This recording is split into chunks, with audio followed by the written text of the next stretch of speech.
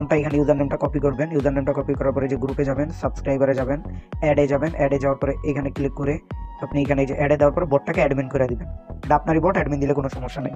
তো এখানে আপনি ইজিলি অ্যাডমিন করে দিবেন। তো আপনার এখানে কাজ শেষ। তো তারপরে আপনি কি করবেন, এখানে ধরেন কিছু একটা লেখা দিবেন। কিছু একটা লেখার পরে এইটার উপরে ক্লিক করে যে ফরওয়ার্ড আছে, ফরওয়ার্ডে ক্লিক করবেন। ক্লিক করার পরে এখানে সার্চ দিবেন আইডি বট।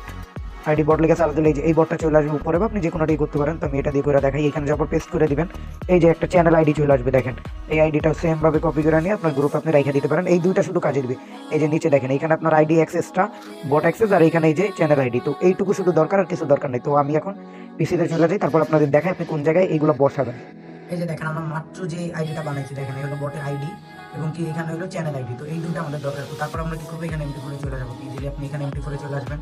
আর তারপর আপনি কি করবেন, এখানে আমাদের যেটা দিচ্ছি কানেক্টর আর কি, কানেক্টর এখানে ড্র্যাগ এন্ড ড্রপ করে দেবেন। ড্রপ করার পরে এখানে দেখেন আপনার ইন্ডিকেটরটা